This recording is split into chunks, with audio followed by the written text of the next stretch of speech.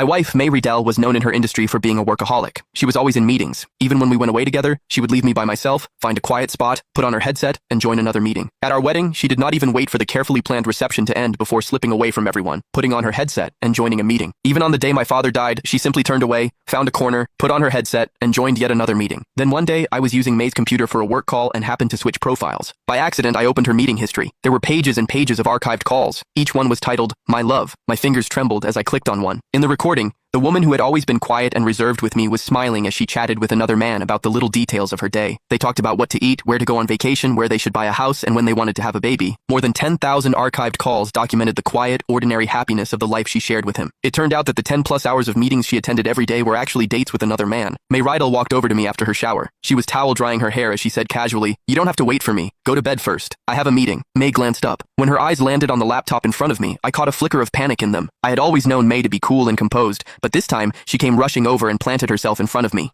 What are you doing?" Curling my fingers tightly into my palm, I pointed at the ongoing call and pressed a finger to my lips. May watched me for a moment. When she saw nothing unusual about me, the tension finally left her face. She silently mouthed, "I'll let you finish then. I'm going to bed." When the door closed behind her, I inhaled deeply. I switched back to the screen I had been looking at moments earlier. With trembling fingers, I opened one of the recordings. I remembered that day. We had been together for 7 years. It was the first trip we had ever taken together. Throughout the trip, May kept wandering off on her own to find a quiet corner to join a meeting. When I finally asked her why she kept disappearing, she frowned and snapped at me. "Not everyone gets to sit around all day without a job like you. If I don't work hard, how do you think we'll pay for everything?" Yet she was the one who had begged me over and over to quit my job and stay home full-time to care for her father after he became paralyzed. In the recording, the man on the other end sounded dejected. "This is the third business I've started, and it failed again. I just don't understand what I'm doing wrong." He had not even finished before May cut in with a face full of concern. "Baby, don't say that. To me, you're amazing. You don't even have to work if you don't want to. I'll support you." Barely a minute before comforting him, she had looked at me with nothing but impatience on her face and called me useless. A bitter smile tugged at my lips. Without hesitation, I opened another recording. I remembered that day all too well. It was our wedding day. I had proposed to May 9 times before she finally said yes. I planned every detail of the wedding around what she liked, right down to the smallest things. However, on our wedding day, May seemed determined to rush through the ceremony as quickly as possible. As soon as we finished exchanging vows and rings, she reached for the laptop she had left nearby. She did not stay for the photographs or even stop to speak to our guests. The moment the ceremony was over, she walked away from the altar. When I caught up with her and asked what was going on, May said irritably,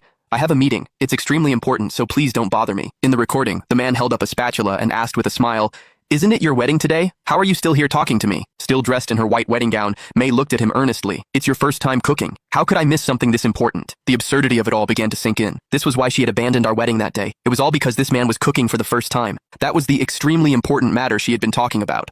When I finally focused on the screen again, another recording began playing.